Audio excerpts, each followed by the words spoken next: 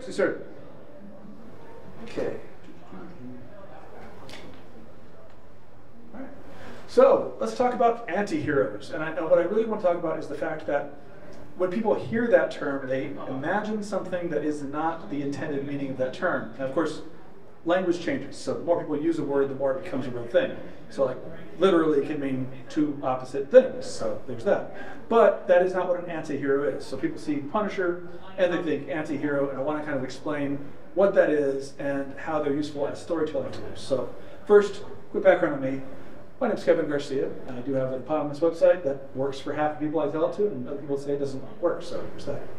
KevinGarcia.com. I have been a teacher for 18 years. I've been a professional writer for 25 years, and I've been speaking at conventions for about 15 years. That's one I don't know the number to. I can't put it.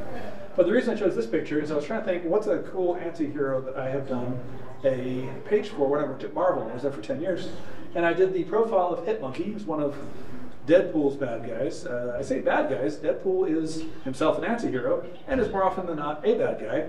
Hitmonkey is an assassin who only goes after assassins. So technically he's a good guy. Also, Hitmonkey is literally an actual monkey. Like he's not like a magical monkey or super intelligent monkey, he's just a monkey.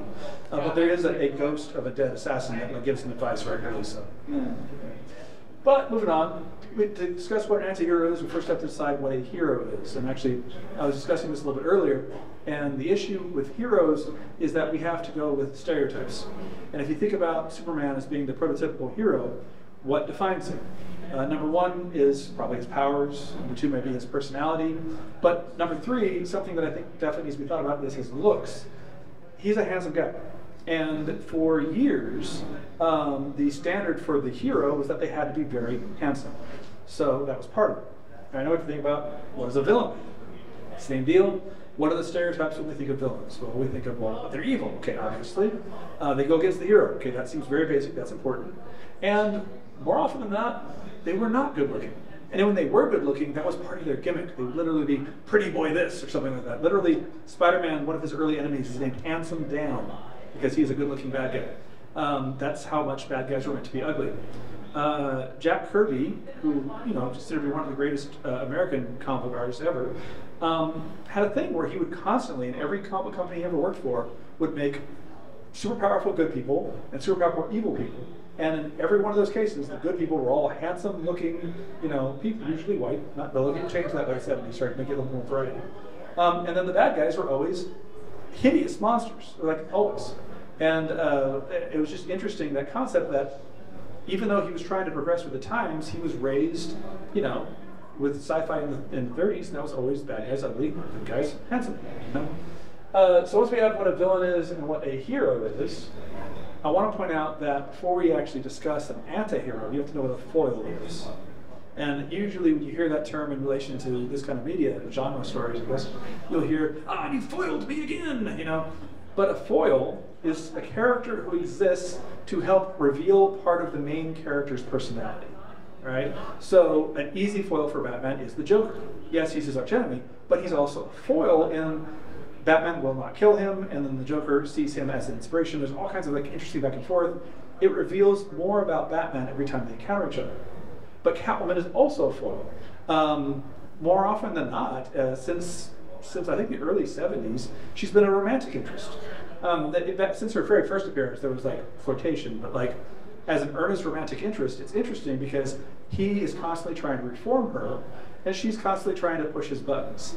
And it makes for an interesting pairing that reveals, again, more about our protagonist. Then Robin, of course, is also a great foil, because in most versions of the story, you have a dark and dour Batman, and then a hyper and happy Robin. Although, what I think is really great is when they did the Dick Grayson as Batman and Damian as Robin pairing, is you had the opposite. You had a happy-go-lucky Batman, and then the dark and dour assassin Robin, which is just a great, I love that pairing. I thought that was so cool. So either way, it's important to know what a foil is as we get into discussion of what an anti-hero is. Because I think when most people hear the phrase anti-hero, they're thinking, oh, it's a hero that kills people. It's like, no, that's not what that is. Wolverine kills people. Is he an anti-hero? We'll get to that in a minute. What an anti-hero does is does not fulfill the jobs of a hero. right? So if there's anything that you see as the stereotype of a hero, if the anti-hero misses more than half of those, that makes them an anti-hero. Make sense? So like Punisher, for example, is supremely attractive by any artist that draws him, except maybe Tim Bradstreet. He'll get character on him. But most artists draw Punisher as amazingly attractive. So he looks like a hero. He's got the costume. He's got the face. But whereas all the other heroes in the Marvel Universe are like, no, we can't kill him. He's like, I'm fine. I'm going to kill the guy right now. He fails in a lot of the metrics that we would use for a hero in the Marvel Universe, and that's what makes him an anti-hero. Right? We talk about Venom. Venom has gone through a lot of evolutions over the years, but for the longest time he was just a villain, and then he was a villain that wanted to think he was a hero. And because he was so bad at doing that, he was an anti-hero. It wasn't because he was willing to kill. That's not what made him an anti-hero. It was that he sucked at being a hero. All right? Nowadays, Venom is straightforward a hero because nowadays Venom is literally saved the universe and he's a god and comics are weird. But my favorite anti-hero from Marvel is Howard the Duck. Because the thing about Howard the Duck is he doesn't want to be a hero. He gets thrown into these superhero situations because he doesn't look like a normal human, so they go, oh, you must be a superhero with duck powers. And he's like, what the hell are duck powers? You know, he does not want to be there in every story. Like sometimes he has legitimately saved the universe a few times, but like 90 times out of 100, he doesn't want to be there. And that's what makes it the best anti-hero. So you think about anti-heroes, you can think about, well, could a villain be an anti-hero? Sure. Because there's a lot of times you'll have villains that have more personality to them, more nuance and depth. Sandman over here. Sandman was originally just a regular bank robber, kind of guy that would fight Spider-Man all the time. But then in the 70s, they started developing his character a little bit, where we reveal that he's got a family that he's worried about, and that, yeah, he's been in and out of prison, but he doesn't really feel like there's any other path for him. And then the Thing from the Fantastic Four is like, hey, why don't I help you out? And he really helped him on a journey. There was this whole progress of Sandman becoming a good person until the early 90s when he actually joined the Avengers. Like literally Captain America had a press conference and said, we forgive him, you know, he's already been pardoned, he's already paid his debt to society, but also we personally don't have any grudges against him. He's going to join the Avengers. And that lasted about 2 or 3 years, and then an old school writer took over Spider-Man and said, I want him evil again. So he revealed that the good personality was a split personality. When you don't let your characters progress, I just said this on the other day, is that in anime and manga especially, where you have a limited story by usually one creator, characters can progress, but when you have like a company, very often characters get reverted back. Another example is the Juggernaut. He's had several times where he's gotten good and come back again. Currently he's good again, and I think he's probably going to stay that way longer now. But Juggernaut's a great example because he's not somebody who tries to be a hero or tries to be a villain. He's just like, oh, you want somebody to rob a bank with you? I'll go do that with you. Sure, why not? Oh, you want to go stop a bad guy? Hey, I got free time right now. Like, he doesn't actually care. He's just there to have fun.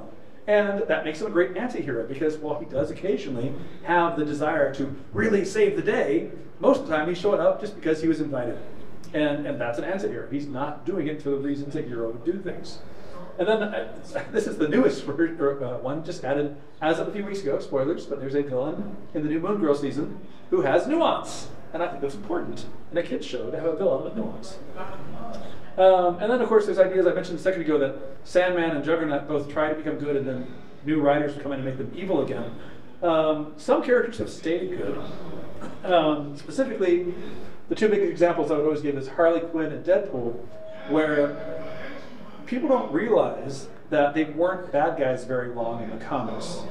Deadpool was only a bad guy for like a year and a half before he got into the miniseries, and as soon as he was the protagonist, he was declared the hero of that story, and from that point on, he was just a hero. Now, he's an anti-hero to be certain. We'll get to why that is in a second. But he was a hero. In this particular page cover that I'm using is the zenith of Deadpool's journey as a hero, where he was beloved by people all around the world. He was a member of the Avengers. In fact, he was, at that time, Tony Stark didn't have money, so he was the one bankrolling the Avengers, briefly. And you could tell he really, like, he has a parade float of himself asking for more money, so he was having fun with this. But of course, being Deadpool, that didn't last long, which is why he's an anti-hero.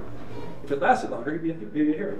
And then Harley Quinn, she was only a villain for, a couple, I think, I don't know, I have to look how many episodes she was in for the animated series, but I think she was only in, like, less than 10 episodes of the original animated series. before they already had her teaming up with Batman occasionally and doing good things. And then in the comics, she was the bad guy for less than a full story, because they introduced her, and at the end of that graphic novel, she was already a good person. So yeah, she was not a villain very long. The bigger journeys for me are Loki and Magneto, and I'm sorry I don't have DC examples, I'm a Marvel guy. Because Loki, even before the movies came out, there were writers that were really showing, hey, this guy's got nuance to his story. If you look at his older drawings, Jack Kirby especially would draw him as like the unattractive brother of Thor, which makes him evil. But by later ones, they were like, no, he feels left out of the family that says they love him, and that's part of the issue. And even when he would take over Asgard, he'd be like, I don't actually want this job. So he wouldn't stick with that. And so they started having stories where he was tempted and also trying to be good. And very famously, they had a Kid Loki storyline where he got reborn as a child who was purely innocent, and everyone was convinced it was a prank. Everyone was convinced, oh no, he's pulling this on us. We know any second now, Kid Loki's going to reveal himself. Like, I planned this all along. But no, he was earnestly good. And then he was killed by old Loki for a prank. Yeah, that was the thing. And then what's really great is old Loki started feeling guilty about that. And it became the story where he was like realizing, wait, I should be a good person. To the point, and I'm going to spoil a recent comic for you right now, Loki recently picked up Mjolnir.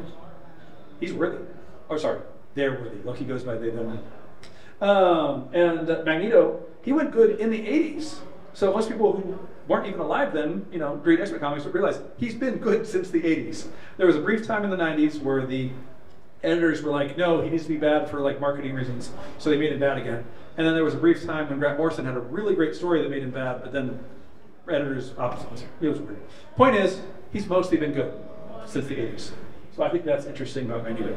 And of course, if you've seen the movies for either Loki or Magneto, you can see how that works. Magneto very much has become a standard for having a moral position that doesn't equal the nice behavior of the good guys.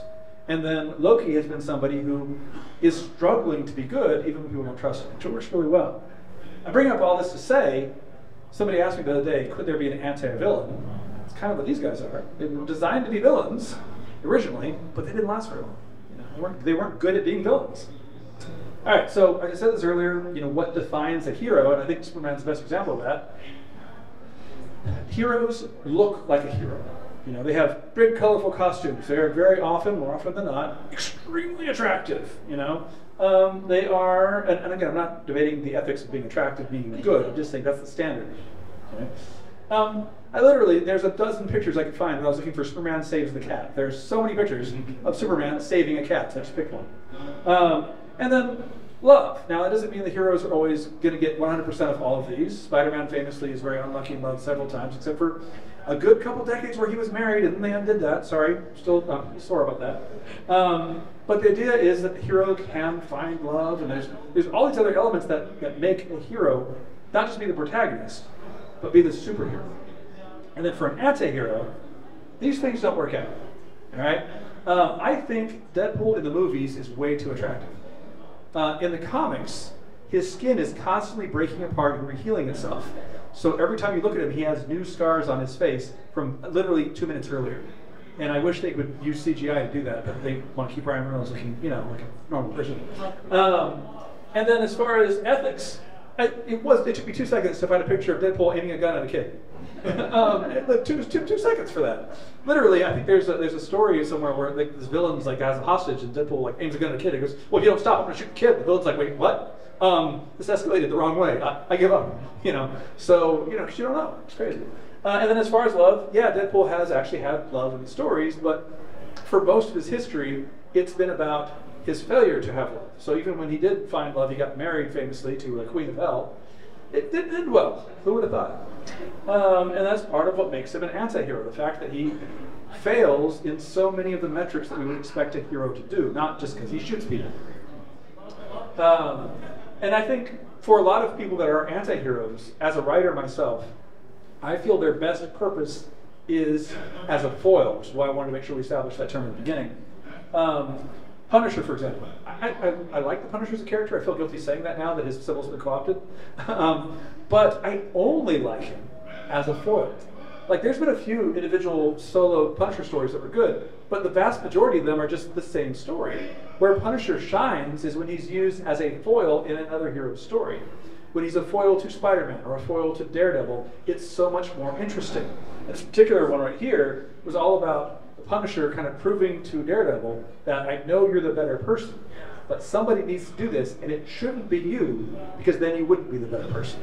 And I think that says a lot about Daredevil, you know, even though this was a Punisher story. And then the Red Hood, again, I'm more Marvel than a DC guy.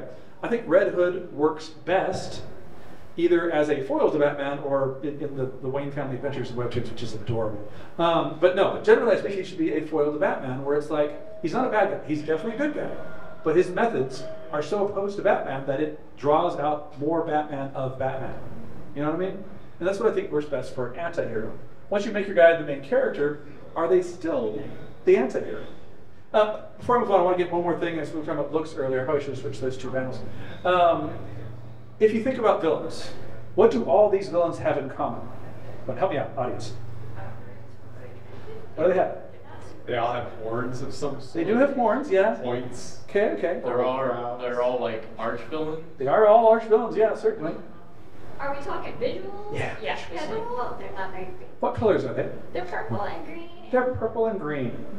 What color is the Hulk? Hulk was intended to be a villain, to look like a villain, not be a villain. When you see him, you think he's a villain. Hawkeye, when Hawkeye first appeared, he was meant to be a bad guy becoming a good guy. And Green Hornet, I know he's less known nowadays, I read a lot of 1930s and 40s stuff, but Green Hornet's whole gimmick was that he was publicly known as a mafia leader, but secretly he's a superhero.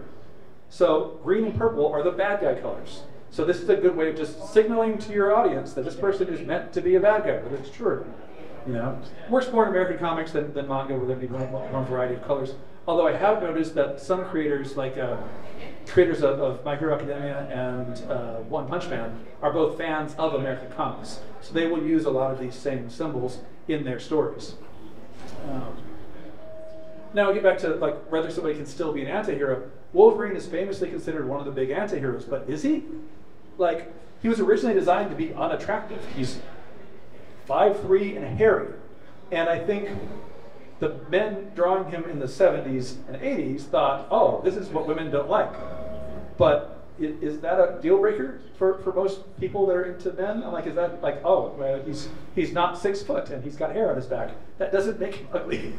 So in the comics now, every girl likes him because that's just how it is. He still pines for, you know, ones that he can't get sometimes. So recently. Yes, Wolverine, Scott, and Jean are officially a throuple in comics. But we also talk about, you know, anti-hero being their ethics and about, well, Wolverine kills, so he's an anti-hero. No, he kills, but he's extremely bound by honor to the point that when he got married, that's what it was all about. He almost got married. Shenanigans. But the point is that, like, you could call him an anti-hero, but he is just so established in a hero to the point that other heroes are now based on his archetype that it's hard for me to consider him an anti-hero. He's just done this so much that he's now become one of the new standards for what a hero is. Especially in the 90s, where there were like 1,000 Wolverine knockoffs in other comics. Namor, people always ask me what my favorite superhero is, and for a long time I couldn't answer because it's like picking a favorite child. But eventually I was like, okay, you know what? Namor. And just a quick background, Namor, first superhero to fly under his own power. Superman originally just jumped tall buildings. He is he's Marvel's first superhero and Marvel's first supervillain, which is why this applies.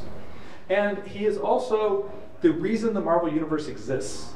Originally, comic books had individual stories in their anthologies, and those stories never interacted.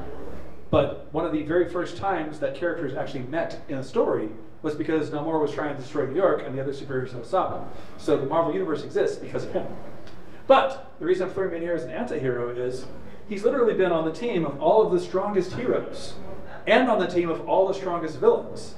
And he goes back and forth between them all the time. He, especially in the movie, is very attractive. But in the comics, he is seen as being too freaky looking for surface people and too non-blue for the people underwater. So he's just seen as hideous. definitely struggles when it comes to ethics. He doesn't go save people because it's the right thing to do most of the time. He does it because it serves some personal purpose for him. So he's definitely an anti-hero in that sense. And that brings me back to Howard the Duck. Because Howard the Duck is an anti-hero. Howard the Duck does everything that a hero should not do, and when it comes to things a hero should do, he just doesn't want to. So yeah, he's got a superhero origin. He's brought from another dimension, came to Earth. He's unlike other humans, but he's got the powers of a human who's shaped like a duck. So that's what he's got. Like, literally, one of his very second story here, he's like, should I kill myself? Maybe. Like, that's his second story. You know, his first solo story even was that.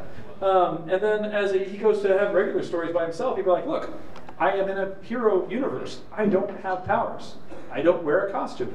My life would be easier if I wore a costume and pretended to be a hero, because then I'd have camaraderie with these people, but I don't like these people. I just want to stay home with my girlfriend. And then here we have the night after you save the universe, what do? He's literally just drunk and bored. He's like, what do? I just save people. I didn't need to do that. You know? And the times where he's tried to fit in with other heroes, it hasn't worked. You talk about the superhero civil war. You have to register if you have powers. Does he have powers? So he goes to try to register. And they're like, we heard about you. Trouble goes everywhere you go if you don't register here. And then later on, and they go after him again, and he says, okay, look, I need a lawyer. So She-Hulk comes in and says, all right, sign this paper promising you will never use your duck powers in public. And he goes, what are my duck powers? I don't know, just don't quack at people. so he signs it, and he's allowed to exist and not be arrested for being a superhero. So the question is he a hero? You know, he just he's the epitome of what an anti-hero is. So everybody who's like anti-heroes, they stab people and they shoot people. Yeah, sometimes. But sometimes the superheroes do that. Sometimes the villains do that. The whole point of an anti-hero is they do something that heroes shouldn't, or they fail to do what heroes should. That's an anti-hero. All right. Kind of ran through this pretty quickly because I want to take questions and discuss this with you guys. But real quickly about myself, I have a crowdfunding comic right now called World's War Comics, and I'm trying to word these things to match my presentations. But what I have in my story are really straightforward heroes for the most part, but they're going to be reevaluating their lives as the preeminent heroes of the universe, and think, could they have been anti-heroes this time and not really thought about it? You know? And that's part of why I wanted to tell the story about the Golden Age, and all the characters I'm using are actual characters that existed in the Golden Age that public domains, like Mesa. Also, other stuff I'm doing, I'm working on a really traditional hero. I was hired by a company called Chispa Comics to do one of 13 heroes they had, and they said, which one do you want? I read it. The description literally said Latina Squirrel Girl. I was like, yes, I want to write Latina Squirrel Girl. So I'm writing Latina Squirrel Girl and having her fight Latina Sabretooth. So that's going to go well. Yeah, and that's going to come out back in October, but until then I'm doing the crowdfunding. All right, so with that stuff in mind, what did I press? Wrong button there. So with that stuff in mind, I want to ask you guys, do you have any questions, thoughts, or commentary, or disagreements? I'm not going to say that my answers are always the correct answers. If you feel like there's another way of seeing an anti-hero, go for it. So, questions, thoughts? Would you consider Kingdom Come Superman an anti-hero? Oh, that's a great one. So Kingdom Come Superman, at the beginning, he's completely an anti-hero, certain. Because at the beginning of the story of Kingdom Come, it takes place about, I think, 20 years or 30 years after whatever the current status quo is. And he was so frustrated by the fact that people weren't listening to him, and they were preferring the heroes that shoot people, that he just quit. So just the fact that he is a quitter makes him an anti-hero. And then throughout the course of the story, he unquits, and then decides that he needs to enforce his rules on everybody else by literally locking up everybody who disagrees with him, which again would make him an anti-hero. Now, of course, he's one of the main protagonists of Kingdom Come, so he's still meant to be kind of the good guy, but he has to kind of learn that there is more than just black and white to the world, and not just one way to do things. And it takes him a while to get to that point. So yeah, I think certainly anti-hero would be a good way to describe him, and I think that's a character that not a lot of people would think of as an anti-hero. I like that. Any other thoughts? Questions? Would the Silver Surfer count as an anti-hero? So I think the Silver Surfer is interesting because he's just doing his job. Well, yes and no. Like when he was working for Galactus, he was responsible for literally an uncountable number of deaths. And I say uncountable because no one's really certain how long he worked for Galactus. He was anywhere between 5 years and 5,000 years. Somewhere in that, Silver Surfer was working for Galactus. So he said, yeah, timelines are weird in comics. But the point is, he did that. Now, in doing that, Galactus had removed his morals. He literally said, in fact, when Silver Surfer found out about this and confronted him, he says, "Why would you do this to me?" And Galactus said, "Because Norrin Radd is a good person. And I knew that to do what you had to do, it would be the death of Norrin Radd. So I removed that from you."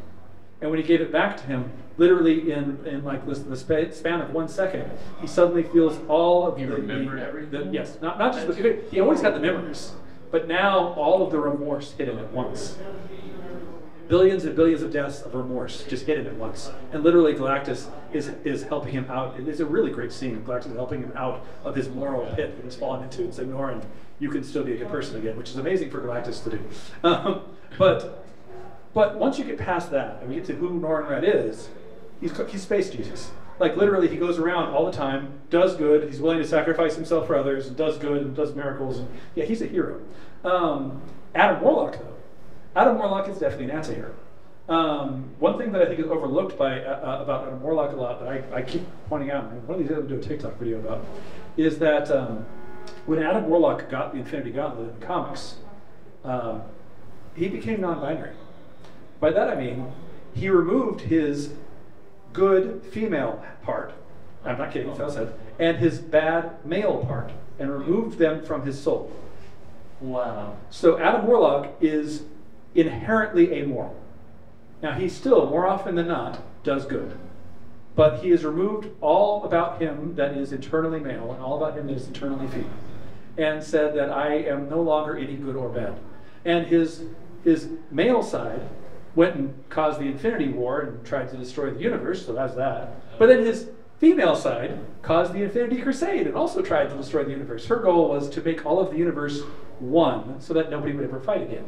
If everybody's one being, you're not going to fight yourself. Yeah. So either one was bad. So Adam Warlock is an anti-hero in the sense that he does do heroic things constantly, but that is neither his goal nor his desires. It's just what needs to be done, and he does it. So I think that makes him an anti-hero. I like these questions. I like Nice. I appreciate that they're Marvel questions because I can answer them. I actually would love to hear like some anime characters that are definitely on the fence because I don't know. I do watch anime, but not nearly as much as I should. I wanted to actually comment on, so the part you were talking about in terms of colors, purple and green. Yeah.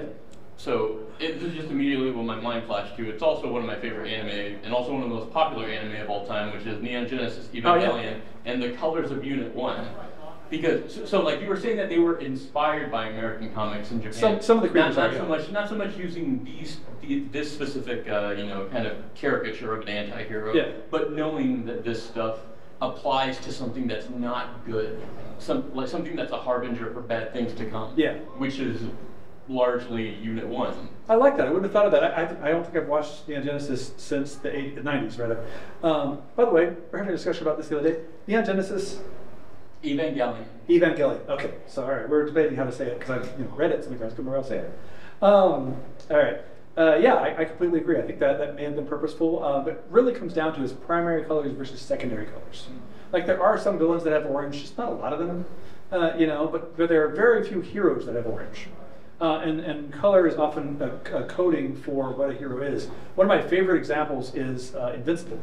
Omni-Man, if you see flashbacks, and I think they showed them in the cartoon, I can't remember, but in the comics, when Omni-Man first arrives on Earth, he's wearing a solid white outfit, which says just messianic, it says innocence, it says purity. So when Superman shows up and he's wearing solid white, everybody on Earth is like, oh, we immediately love him.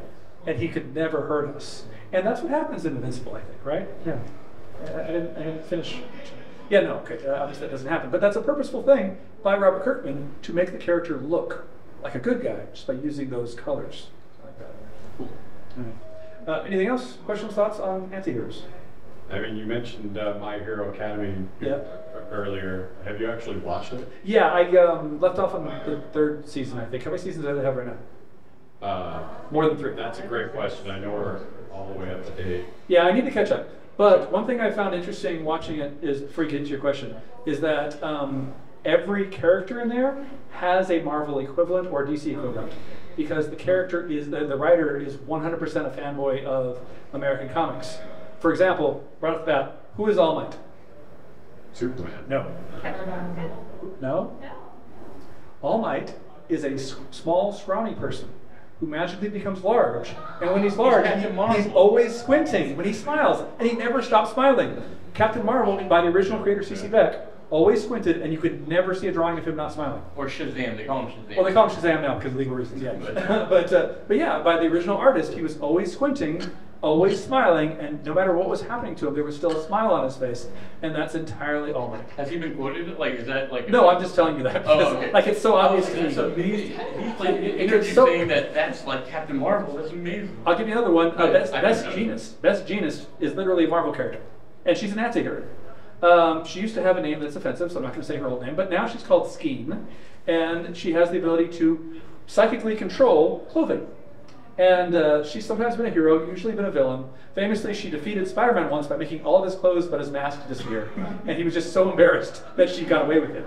You know. Sorry, what was your question? So there's there's definitely villains in there that are just evil. Yeah. But a lot of them, yeah. So like, what drives them is their desire for freedom, their desire for camaraderie. So they have almost noble goals, and then there's some characters also like Stain, who's trying to bring about a better time for everybody and just doing it. See, that's what I was saying earlier when I gave that slide about the sympathetic villains, is because it's no hard and fast rule of this person's a hero, villain, anti-hero. Some characters like Superman or Joker, it's so obvious, okay, fine, they're that. But like for a lot of characters, there's nuance. And I feel like sympathetic villains really should legitimately be a thing. If you're gonna have villains, there should be like more to them than just cackling evil. And even if they are cackling evil, why? Why are they cackling evil? But then you get to Stain. Stain is the epitome of an anti-hero. In fact, Stain is very clearly to me, not being an anime fan, he's based on 90s anti-heroes. Like, he looks like he was drawn by Todd McFarlane.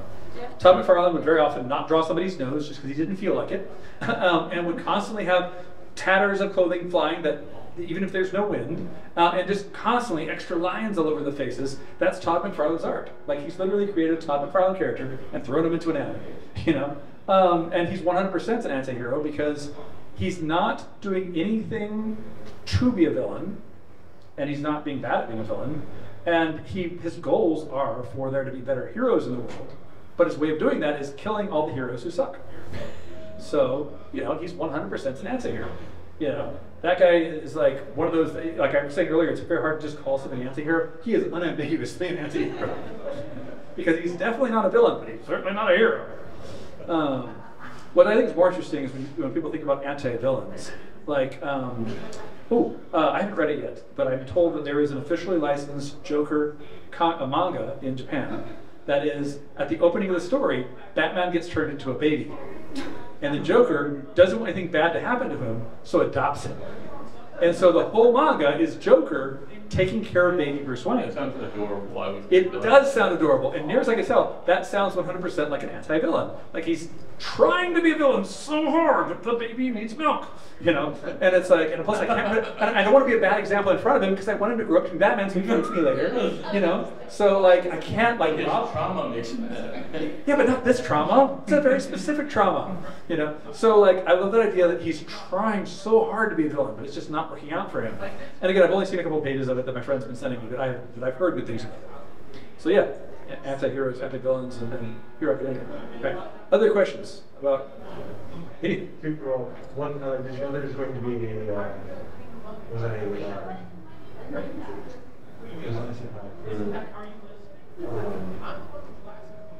Suicide Squad.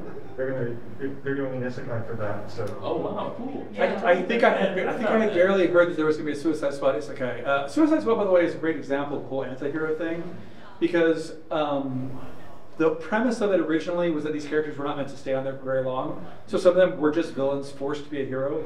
But to have an ongoing story, characters need to have development, so they were kind of forced into the role of being a hero. It's kind of why I don't like when they make a super villain movie, because you're going to tell me it's a super villain movie, by the end of it he's a hero. Trust me, like it's going to happen.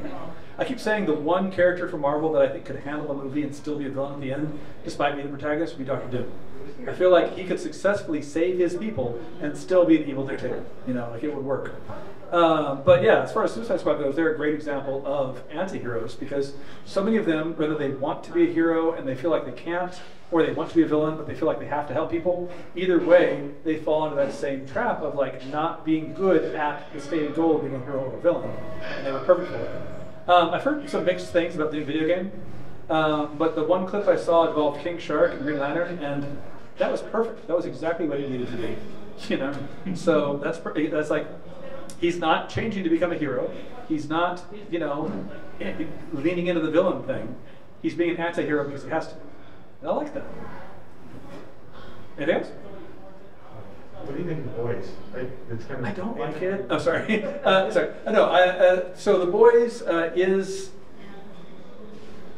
is designed around the concept that all heroes are anti-heroes, and I find that boring. Just personally, I find it lazy writing. But the idea of The Boys is that like everybody you think is great is only great on the surface because no one can actually be good. And I disagree with that on a fundamental level. That doesn't mean that like everybody's good. I'm not going to go that far, but like it's possible somebody could be altruistic. I feel like humans can have range.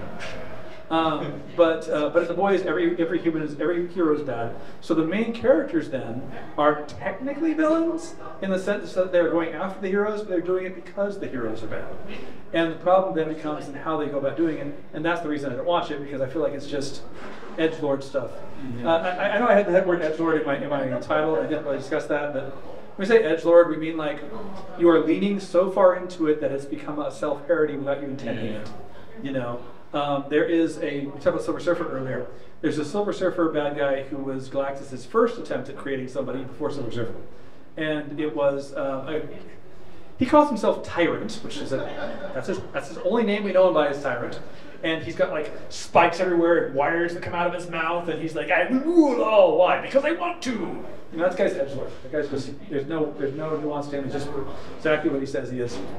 And I feel like a lot of the violence in The Boys is just like, let's just see how extreme we can get. And I'm like, you know, again, there's an audience for that. I'm not saying that it's bad, but you like it. I think that's why I don't watch it. I did watch the first season. That's a good point, because I was very entertained by it, but it never quite like sat with me as something good. And I think you just like, because there's not a lot of growth. Explain to me why, because I was like, no, it's not like for humor, because I love mature humor and stuff like that. Like it's just like, what's missing here? And yeah, if everyone's an anti-hero, then what's hero and villain? Like, which is kind of why I didn't like Despicable Me. Because like Despicable Me and Megamind came out the same year. Right. But Megamind had a hero. Now there was a hero that wanted to retire and all that kind of, it was a story. But in the Despicable Me universe, near as I can tell, there are no heroes, but there's professional villains. That makes no sense to me. I feel like you need one for the other to be relevant, right. But whatever.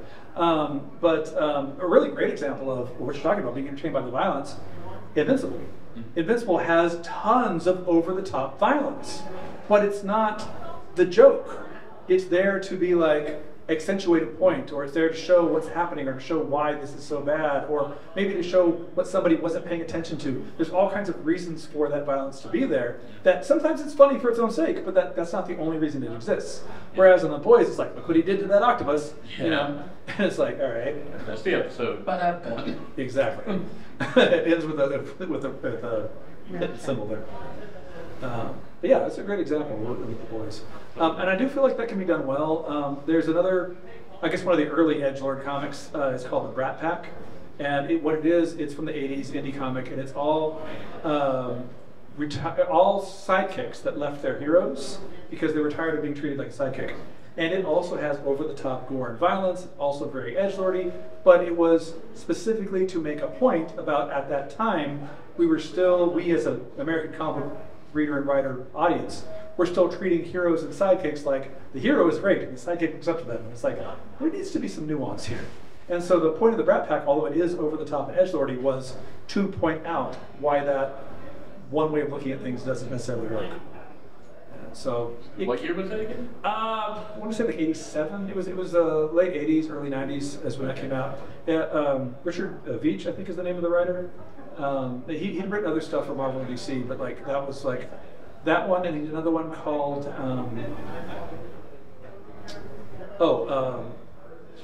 Immortal Man. I can't remember the name of it right now. But he did another one that was his Superman, Captain Marvel kind of takeoff. That was also kind of a satire to show what things are, which I feel like that at that time made sense.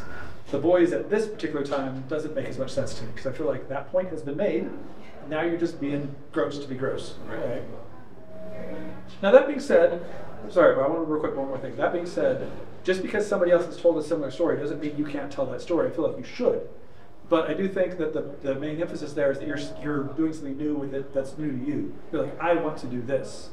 And I don't feel like The Boys does that as much, so. What were you saying? No, I just had good points. I think so.